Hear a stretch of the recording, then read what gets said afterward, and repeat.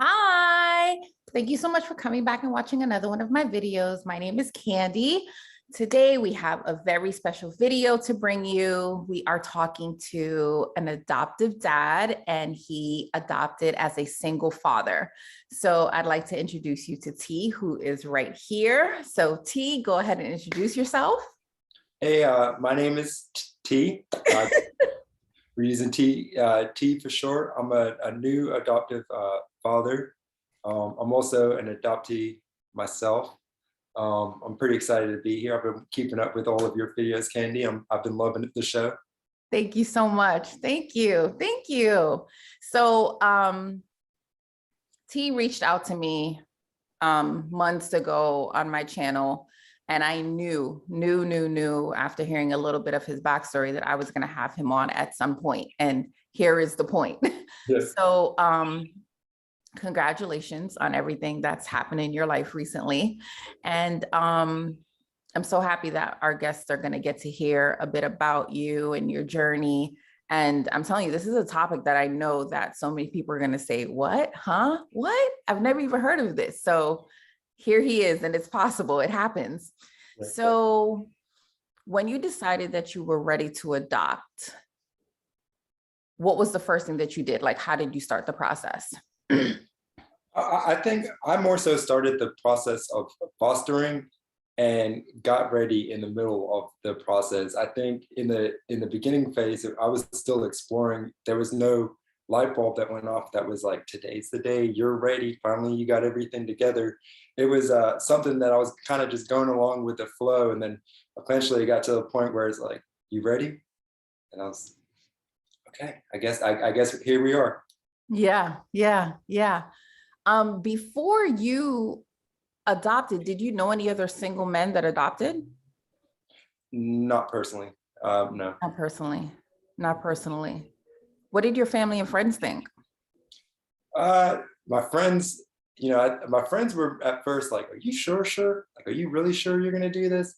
My family, I think it was kind of just, I knew my whole life I was gonna adopt. So even though I say it was, in the moment, it was in the moment for the actual decision being made then. It wasn't in the moment as terms of wanting to adopt in general. I wanted to adopt my whole life.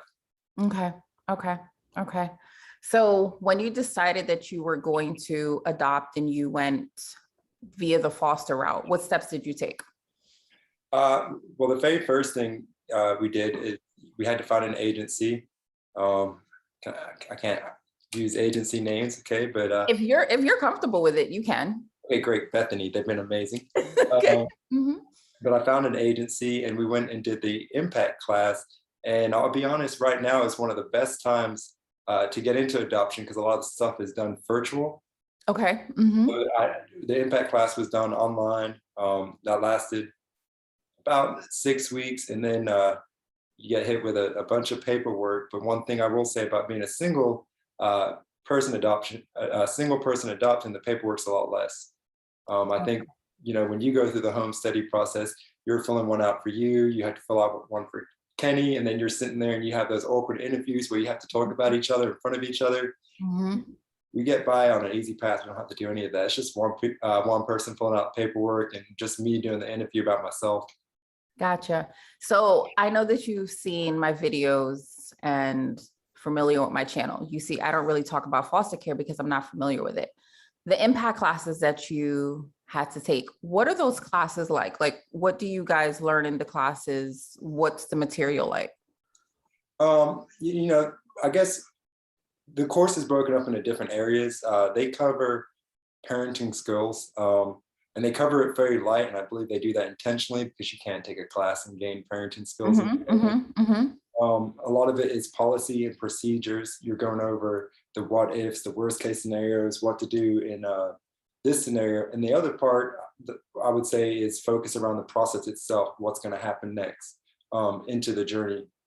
The classes are definitely, they're educational, they're fun, they're exciting. There's a lot of different people in there asking a lot of different questions, but the real rodeo starts after the impact. And it doesn't feel like it when you're in impact, but the real rodeo is right after you're done. Gotcha. So what happened right after you're done? Matching. For me, as soon as I got well, we did the impact classes, and then we did the home study process is what was next. And then since I went through Bethany, I had Bethany instead of defects come out to the house, and they did a home study. They came out twice, I believe. And they just sit down, they ask questions, they make sure the house is in good shape. So you definitely want to clean before they You get there. before they come. Uh-huh. And How then long was your home study process? I started the beginning of the process in impact was August. I got done by October, and I think my home study was taking place in December, right at the tail end of December, and it was done by January. So the home study process was about 1 month, but Wow. Okay. so Was it as horrible as people make it out to be? that's a tough question. It wasn't. I don't think it was like horrible as in them coming and making me uncomfortable or asking uncomfortable questions. But I do think, anytime you have someone at your house taking notes on your house, there's a little bit of stress that goes in there. Yeah. You got to make sure your house is clean. And I laugh because every time they would come, they would say, I was about to say my last name. They were like, "Mr. C, your house is so clean." Yeah. And I was like, "Well, obviously, because I knew you guys were coming." I knew you'd be here. I was prepared. I was prepared for this. Uh-huh. So Okay. being an adoptee myself, I have adopted siblings too. So I was already one step ahead. I was calling my mom and she was giving me pointers, just little stuff like, "Hey, make sure you put the knives up, put the fire alarm." I remember my mom called me the week before the home study and she said to me, "Well, where are you going to eat with the kid?" Because keep in mind, I'm a single guy, and I didn't have a dining table at the time. And I pointed to my mom, I was like, "The coffee table." So Like of that course, table. grandma stepped up and was like, "Hey, no, for real, you need to get a dining room table for this home study." Uh-huh. So, You need to prep the house. Mhm. Uh-huh. I painted, the people say, not to do much and stuff. I did. There was some kind of pressure. Like I wanted it to go smooth. And I think being single, initially going in there, I was like, "Man, I'm gonna have to work extra, extra hard, Mhm. because I'm a single guy." So I was like, "Okay, I need this house to feel homey and stuff." So I painted, I bought new furniture just to make the house look good. Yeah. But I was open about it. Even, when the home study caseworkers were coming, they asked, they're like, "Wow, it's great." It's like, "Well, I knew you guys were coming, so I did this and I did this." But I was, like I said, I was a bachelor coming into it. I think if you're an already established family, you're somewhat already set up to have Yeah. a home study, but I didn't have anything.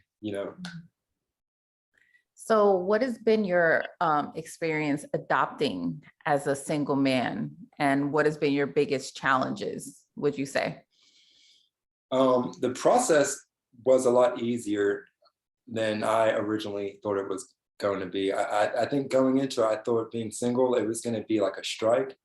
I think going into the foster care system and going older, it's almost a plus going in single, because you're able to give your undivided attention one-on-one to a child. And it takes away a lot of issues that some families do experience. When you're going into the older kids in foster care, some of them can be very manipulative. Some of them, they can lie. There's not just because they're foster kids, but because they're kids in general. Mhm. I think that's important. But when you have just you and one kid in the house, you can only lie so much. It's me or the kid. Mhm. You can't play good cop, bad cop. So when I set a role, it goes. And I think the caseworkers, they know this. They know this going into it. That it's just hard to find single, you know, adopted parents coming into it, but they definitely recognize that they tend to have it a little easier in a lot of ways. Yeah. Yeah. So, Okay. Okay. Did you know that you were going to, well, I wouldn't say you would know. When you say you knew that you would adopt, like you always knew you were going to adopt, you're adopted, your siblings are adopted. Did you ever think you were going to adopt as a single man? no, No, you thought you'd have a like a significant other, a spouse. I did. I thought I'd wait later on until I was married. And it's something, even when I am dating, I bring it up every relationship and stuff. And I think there's a lot of stigma around adoption. You get hit with oh, but I want my own kids. Those Yeah. lines a lot. And being an adoptee myself, I mean, it's a little deep like that. Yeah. Yeah. Um, Yeah. Yeah. and I think it got to the point where I decided I knew I was going to adopt when I was ready. I didn't know what ready was, but I got ready and I did it. How'd you know you were ready? I didn't, and we're well into it, and I'm still questioning if I'm ready. I'm learning. I'm learning a That's lot. parenthood, right? Yeah, Parenthood. Like, I don't know. I'm figuring it out. most of the time, I spend hours a day just going like, I don't know. I don't know. I don't know. I don't know. I'm figuring it out. Okay. Do you feel like you were faced with any additional hesitation or hurdles from the professionals because you were single? None. None. None whatsoever. In fact, I feel like I had the speed pass going into it, 100%. Do you feel like because you were single male or just because you were single? I think being single helped, but I think having a good understanding of what you're getting yourself in for sits well with the caseworkers. Because I mean, you have the establishment as a whole, DFACs and the organizations that you're dealing with, but a lot of it boils down to your relationship with your caseworker. And Yeah. your caseworkers see a lot of people. They have the Sandra Bullocks come in who just watch The Blind Side. Now they want to adopt and stuff. And they have people who just want to save all the kids coming in who want to adopt. And I think it can get kind of tiring for the caseworkers. And when they have someone who comes in who truly knows what adoption's about, you're going to get matched. Can we talk about your preferences really quick? Oh, absolutely. Okay. What were they?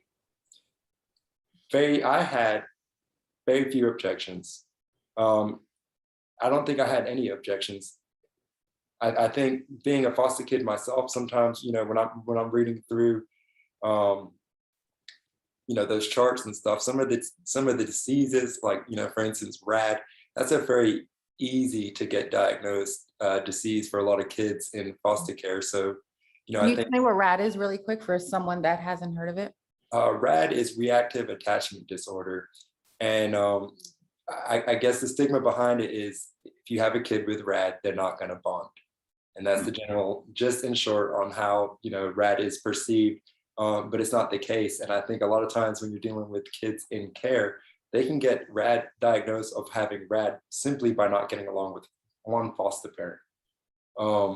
So going into it, I had very little reservations, not because I didn't have any personal reservations, but because I trust my own opinion more than I trust the paperwork. And I wanted to give all the kids a chance so I can see for myself what was really going on. Yeah. So.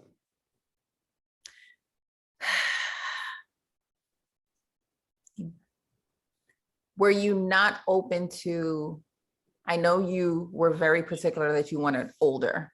Mm-hmm. Were you very particular that you wanted old? So that's a preference. Were you very particular that you wanted older because most people want babies? Yes, 100%. And one thing that was kind of funny is, my son is not within my preference. He was actually younger than the guidelines that I set by a couple of years.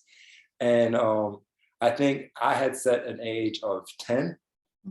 And to me, I felt like that was an age where it would be easier to manage being a single parent and life and not having to feel like I'm keeping the baby alive.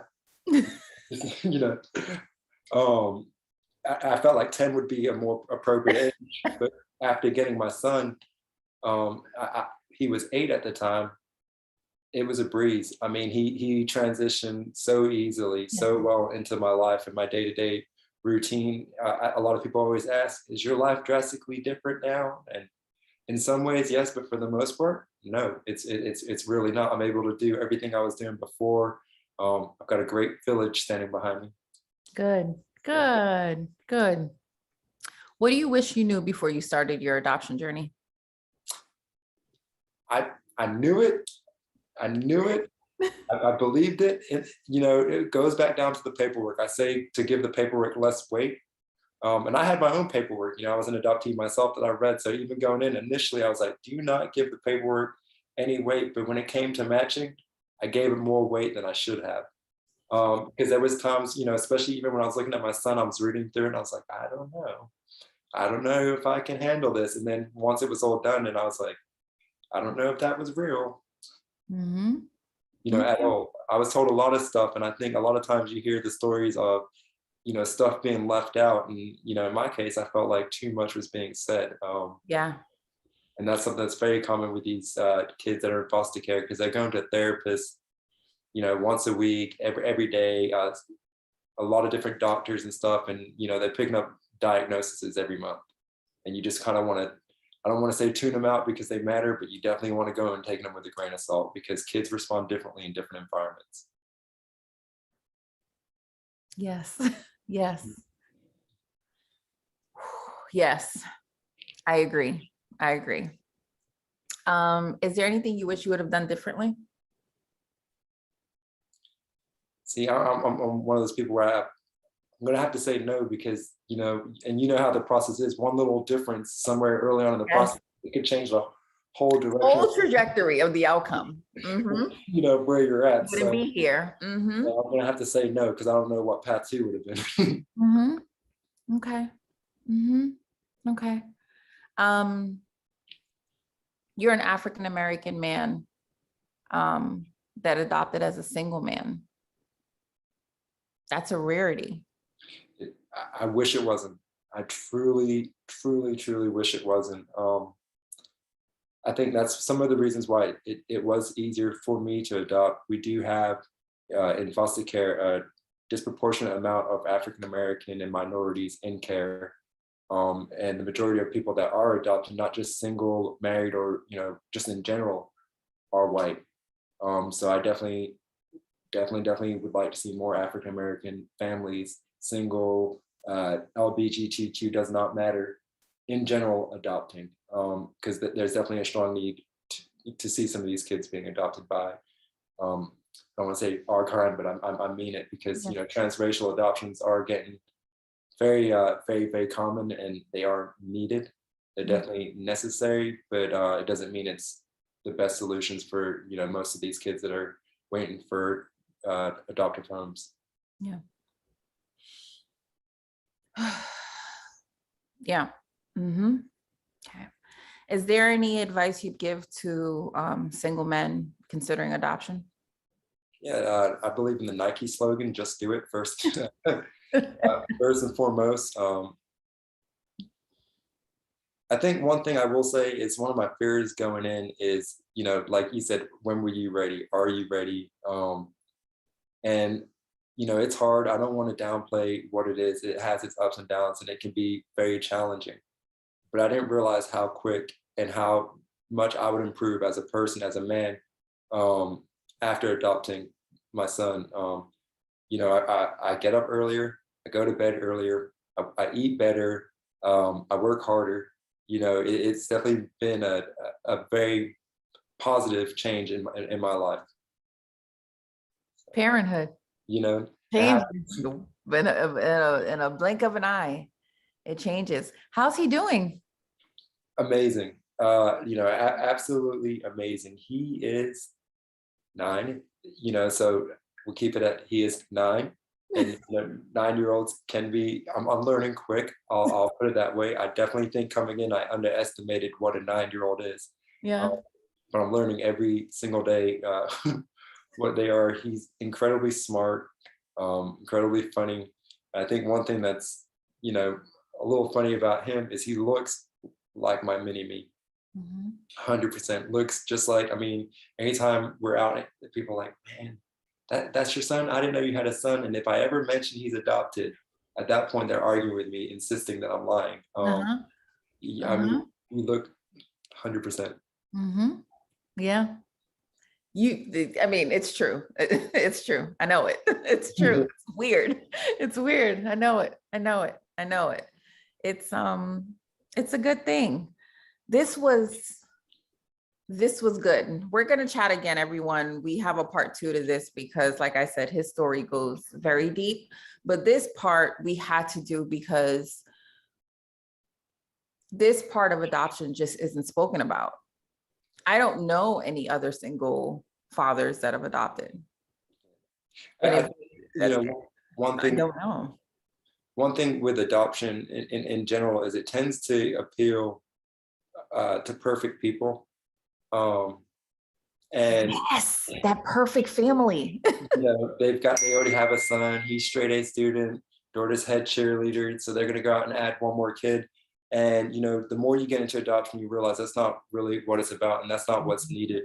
Normal, everyday people are definitely needed when it comes to adoption and these children. You're taking children from broken families, and they need to feel like they fit in. And I think anytime you put these kids in these TV perfect families, it can be a little bit hard for them to adjust because the bar is just so much higher and stuff. And I think what these kids need is normal people. So, if you're single, I can't stress enough, on our day-to-day life, I am not perfect. And I think, when adopting my son, everyone's very quick to say, man, you are such a good person.